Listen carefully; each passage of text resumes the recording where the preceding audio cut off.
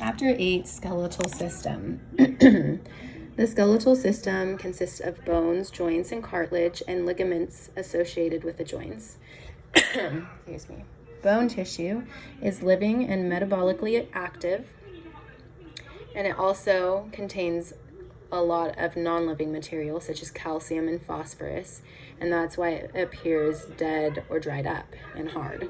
So skeleton literally means dried up body. There are 206 bones that are very much alive and perform a number of important functions. These functions are, it shapes us up. The bones of the lower extremities support the weight of the body. They support and protect organs. With the assistance of muscle, the skeletal system enables us to move, stores a number of minerals, calcium and phosphorus primarily, and the red bone marrow produces blood cells. Bones come in many shapes and sizes. And the size and shape reflects its function. So long bones are longer than they are wide, found in the arms, forearms, legs, even smaller bones such as the finger bones would be considered long. Short bones are like cubes and are found in the wrists and ankles. Flat bones are thin, flat, and curved. They form the ribs, breastbone, cranium, and bones of the shoulder girdle. Irregular bones are differently shaped. They include the hip bones, vertebrae, and the various bones in the skull. So we have a term to describe bone, and that is osseous tissue. And the process of bone formation is called ossification. Bone cells, called osteoblasts, secrete an intercellular matrix containing calcium, other minerals, and protein fibers. These osteoblasts mature into osteocytes, and they sit within the hard bone matrix and maintain the bone. So compact bone refers to the dense hard bone, primarily found in the shafts of long bones or the outer surfaces of other bones. Now, spongy bone or cancellous bone is less dense, and those would be located at the ends of long bones or the center of other bones. So compact bone is very strong and tightly packed. And the microscopic unit of compact bone is the osteon or Haversian system. And this consists of mature osteocytes arranged in concentric circles around large blood vessels. And the area surrounding the osteocytes is filled with protein fibers, calcium, and other minerals. These fibers provide elasticity, and the minerals make bone tissue hard and strong. And each Haversian system looks like a long cylinder. And there's a picture on 115.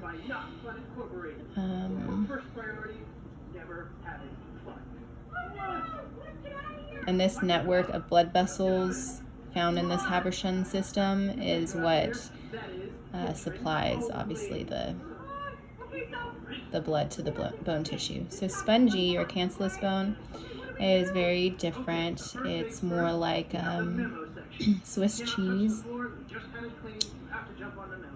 The holes are important for two reasons. One, they decrease the weight of the bone, and two, they contain red bone marrow, which supplies the spongy bone with blood and also produces blood cells for use throughout the body.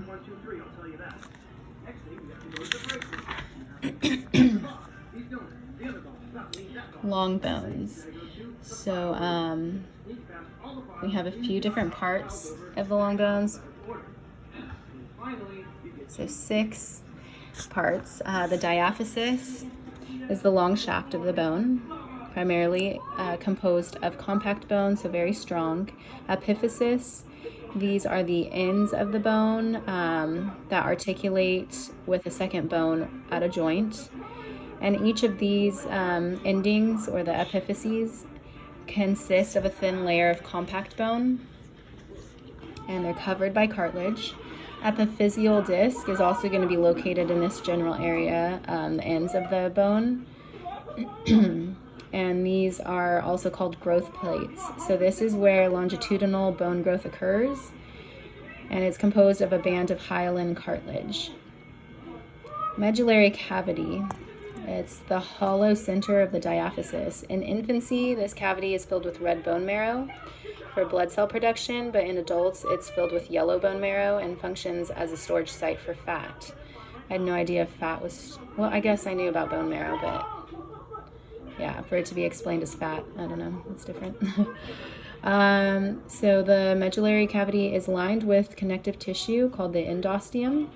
The periosteum is a tough, fibrous connective tissue membrane that covers the outside of the diaphysis. It protects the bone, serves as a point of attachment for muscles, and contains the blood vessels. Articular cartilage, the outer surface of the epiphysis, it forms a smooth, shiny surface that decreases friction within a joint. Because a joint is also called an articulation, that's where they get the name articular cartilage. Ossification, the process of bone formation, begins in the late embryonic period with the formation of the fibrous connective tissue and hyaline cartilage that is shaped like a mini skeleton. This ossification process, it occurs in two ways: intramembranous ossification and endochondral ossification.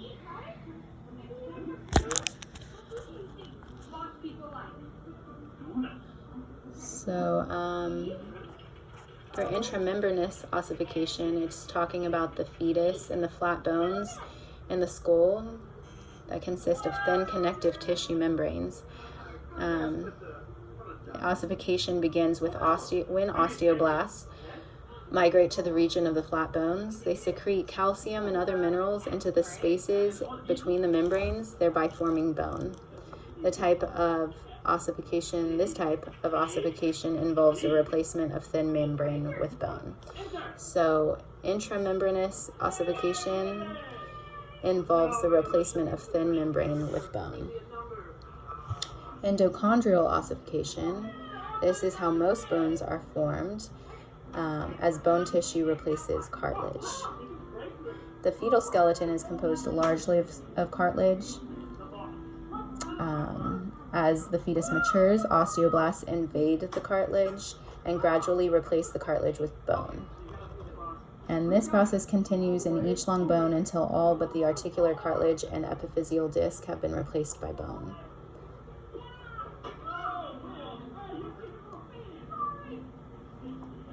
So there's two types of growth in bones, lengthwise and widthwise. So growing taller, we've talked about the epiphyseal disc. This is where that growth takes place, the growth plate. And it says the cartilage adjacent to the epiphysis continues to multiply and grow toward the diaphysis. The cartilage next to the diaphysis, however, is invaded by osteoblasts and becomes ossified. As long as the cartilage continues to form within the epiphyseal disc, the bone continues to lengthen. But at some point, the growth hormone that stimulates that growth, making the child taller, is stopped when sex hormones, estrogen and testosterone, are released. So during or after puberty, I guess. That's when the longitudinal growth eventually ceases because of those sex hormones. Or if you were to take anabolic steroids as a young athlete, then you would stunt your growth. There's also cases where the epiphyseal disc is injured, like one leg is injured, and that leg might end up being shorter than the non-injured leg. And then there's obviously issues with the secretion of growth hormone sometimes. So oversecretion would result in gigantism, and undersecretion would result in dwarfism. Now for growing thicker and wider. So there's also another type of cell called osteoclasts, but these ones are bone-destroying cells. So that picture of the brick layer on the outside and then the person on the inside scraping away the old bricks, that's what happens with our bones growing thicker and wider. So it's a continual process of osteoclasts building the outside and then the inside being scraped clean and broken down. And the whole process where osteoclasts break down bone matrix is called bone resorption. Bone resorption not only widens bones, but also moves calcium from the bone to the blood and plays a crucial role in the regulation of blood calcium levels. So factors that stimulate bone growth are weight-bearing exercise, weight-bearing and exercise. So these activities keep calcium in the bone and increase bone mass, which is very important for preventing problems with your bone. Bumps and grooves. So regular and bumpy ridges, projections, depressions. All of these are called bone surface markings. And these markings serve as points of attachment for muscles, tendons, and ligaments. The grooves and depressions form the routes traveled by blood vessels and nerves. Broken bones. There are a few different types of fractures that are discussed in this book. There's tons of them, but I think the most important would be simple fracture, which is just a break in the bone, nothing damaged on the skin. Compound fracture, however, is a broken bone that has also pierced the skin. And then that one is, obviously at risk for infection and extensive tissue damage. A green stick fracture is an incomplete break, and this usually occurs in children because they still have flexible bones, much like a green stick found on a tree. You can't just snap it, just like bends. And so we have the axial and the appendicular skeleton. The axial skeleton consists of the skull, the vertebral column,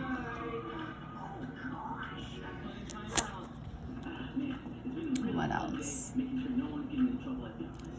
Cranium, face, middle ear bones, hyoid bone, vertebral column, and bony thorax is what is in the axial skeleton. The appendicular skeleton includes the bones of the pelvic girdle, the upper extremities, arms, forearms, wrists, palms, and fingers, and lower extremities, thighs, legs, ankles, instep, and toes. So for cranium, we still have a lot. Okay, let's get through this. Okay, cranium has the frontal bone, parietal bones, temporal bones, and this all is not so bad because it lines up with the muscles that are in this region. So occipital bone in the back, sphenoid bone is the butterfly-shaped bone that forms part of the floor and sides of the cranium. Ethmoid bone, this is the one that located between the eye orbits, supporting bony structure of the nasal cavity. And if you were punched real bad in the nose area and that ethmoid bone got smushed, really got dislodged, it would cause a lot of damage to your brain, possibly, because it's so close to it. Facial bones, mandible, it's the lower jaw, maxilla, the upper jaw, palatine bones, there's two of them, and one forms the posterior part of the hard palate and the floor of the nasal cavity. I guess both of them form that. So palatine, that's easy to remember. palate. Zygomatic bones, those are the cheekbones. Sinuses, air-filled cavities located in several of the bones of the skull. They lessen the weight of the skull and modulate the sound of the voice. There are 4 sinuses called the paranasal sinuses because they surround and connect with the nasal structures. The names of them reflect their location: frontal sinus, ethmoidal sinuses, sphenoidal sinus, and maxillary sinuses. So a suture is the unique type of joint of the skull, much like a zipper. Vertebral column, hyoid bone, we should look at that. So it's a U-shaped bone located in the upper neck, anchors the tongue, and is associated with swallowing. It's often fractured during strangulation. Vertebral column has 26 bones. Sitting between each vertebrae is a cartilaginous disc, and it has 4 major functions: forms a supporting structure for the head and thorax, forms an attachment for the pelvic girdle, encases and protects the spinal cord, provides flexibility for the body. So the first ones are the cervical vertebrae, C1 to C7, and those are located in the neck.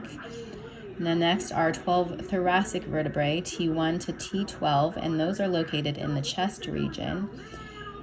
5 lumbar vertebrae, L1 to L5, located in the lower back region.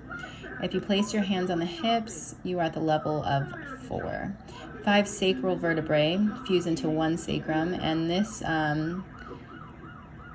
was believed to be the seat of the soul and a sacred area by the ancients. So that's how they got the word sacrum. I think because like fertility and all of that was like so sacred, back in the day. That's where things are created. So I guess that's where they came up with that. Coccyx is the tailbone, and it looks like the beak of a bird. So the first 2 vertebrae, C1 is called atlas, and that's important in nodding your head to say yes, and C2 is the axis, and that's important with saying no, turning your head to say no. Obviously, there's a lot of issues with the vertebral column. Paralysis is a major one, and then spina bifida, we learned about that in prereq. Slipped discs, things like that. Curvatures. So if you're looking at page 125, you could write the vertebral names like in order down the spine that they have there. So C would be the top one. So your spine on the neck curves towards the front of your body, like the C, if you put a C there. And just know that. So it goes that way, then the opposite way, then the L. So it's bending towards the front of the body and then away from again. Just turn it on again, Bubs. And then there's abnormal curvatures of the vertebral column. So there's scoliosis, which is like that's going to be like a lateral curve, like a S curve. Kyphosis is where it's like a hunchback, and then lordosis is sway back, so the lumbar region is drastically like curved inwards. So there's 12 pairs of ribs, 7 pairs of ribs attached directly to the sternum. Those are called true ribs. Then there's 5 pairs that are indirectly attached to the sternum by cartilage, and then there's 2 floating ribs down there. Just go turn it on, Bubba's. I'll be done in a little bit, okay? I love you. Thanks for the hug. And then appendicular skeleton, shoulder girdle, upper limbs, pelvic girdle, and lower limbs. So pectoral girdle consists of 2 bones, 1 clavicle, 1 scapula. Clavicle is collarbone. Then we have the humerus, which is the arm bone, radius, the upper arm bone. Radius is one of the lower ones. We know that because radial pulse. Ulna is the other one. No supination and pronation. So supination, palm up, like you're holding a bowl of soup. I think it works for me. And then pronation is the opposite. Carpal bones are the wrist bones. Metacarpals are the fingers. Or actually, sorry, no, that's not right. They're the bones in the palm of the hand. Phalanges are the fingers. Pelvic girdle, so 2 coxal bones. This one, the pelvic girdle, performs 3 functions. It bears the weight of the body, serves as a place of attachment for thighs, and protects the organs located in the pelvic cavity. So pelvis is formed by the pelvic girdle, sacrum, and coccyx. The coxal bone is split into 3 parts. The top that you would feel if you put your hands on your waist is the ilium. Then ischium are like the bones that you sit on that you can feel. And pubis are the ones more in the front. And the cavity that is created by these 2 bones coming together is, where did it go? It's like the...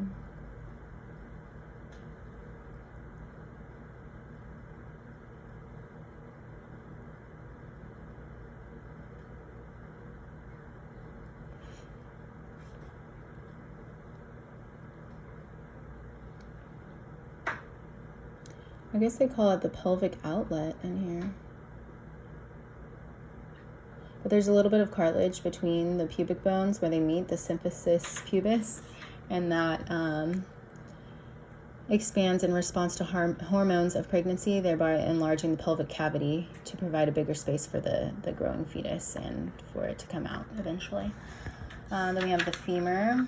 Okay, so the femur attaches to the pelvic girdle through the little, what would you call that? Depression called the acetabulum. I always call it acetabulum. I don't know. Acetabulum. And it kind of sounds like ass, so you know it's somewhere in that region. Patella, kneecap, tibia, and fibula. Tibia is the top lower leg bone, the one you can feel on your calf. Fibula is the other one. Malleolus is the distal end forms the lateral malleolus. So the one on the outside, that would be the on the tibia. And then the ankle bones are the tarsal bones, talus. Oh, that's confusing. That's too in depth. Okay, just know tarsals are like the ankle bones. Metatarsals are the bones found in like the sole of the foot, and then we have phalanges again. Hallux is the big toe, and a bunion is when that becomes distorted and inflamed. So there are a lot of issues with like feet to know. Almost done. Okay, just a long video. Okay, joints. 2 functions: hold the bones together, provide flexibility. And there are different types of joints. There are slightly movable, freely movable, and immovable. So the movable joints are found in the skull. They don't move. Not really, you know. Slightly movable ones are found in the vertebral column, the spinal column, and the symphysis pubis. During pregnancy, that's when it widens. So they're connected by cartilaginous discs. And then freely movable joints are synovial joints. And so like articular cartilage. So the typical synovial joint, like the knee, includes articular cartilage, joint capsule, which is made of fibrous connective tissue, encloses the joint in a strong sleeve-like covering. Synovial membrane lines the joint capsule, secretes synovial fluid into the joint cavity. Synovial fluid lubricates the bones in the joint, decreases friction. Bursa. Many synovial joints contain bursa. They're small sacs of synovial fluid between the joint and the tendons that cross over the joint. And bursitis is a painful inflammation of the bursa. common in tennis elbow, or that's what tennis elbow is. Supporting ligaments surrounding the joint are supporting ligaments. There are collateral ligaments found on the sides of the knee and cruciate ligaments found inside the knee. And these join the articulating bones together and stabilize the joint. So different types of joints. There's the hinge joint, which is similar to like a door, and these are found in elbows, knees, and fingers. Ball and socket joints move in many directions around a central point, so the shoulder and hip joints. And these, since they're so good they have such a wide range of movement, they are easily displaced. Like swimmers who have shoulder injuries, things like that. A pivot joint allows only for rotation, side-to-side movement of the head. So the second cervical vertebrae and the first. Saddle joint. So just like a saddle, think of a person like sitting on a saddle. The clearest example of a saddle joint is the carpometacarpal joint at the base of the thumb, which allows the thumb a wide range of motion.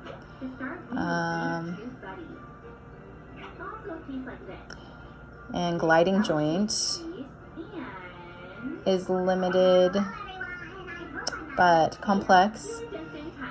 So like ankles, wrists, vertebral column. That's kind of interesting because it said vertebral column. I thought was slightly movable. I don't know. Okay, condyloid joint is when the oval articular surface of one bone fits into the oval depression of the second articulating bone. The wrist and metacarpophalangeal joints, knuckles, and the bases of the finger are condyloid joints. So flexion is the bending of a joint that decreases the angle between the bones. Extension is the straightening of a joint so that the angle between the bones increases. Abduction, movement away from the midline. Adduction, movement toward the midline. Inversion, turning the sole of the foot inward so that it faces the opposite foot. Eversion, this is turning the sole of the foot outward. Supination, turning the hand so the palm faces up. Pronation, turning the palm so it faces down. Circumduction is circular arm movement that how a softball pitcher makes while pitching the ball. And that's it.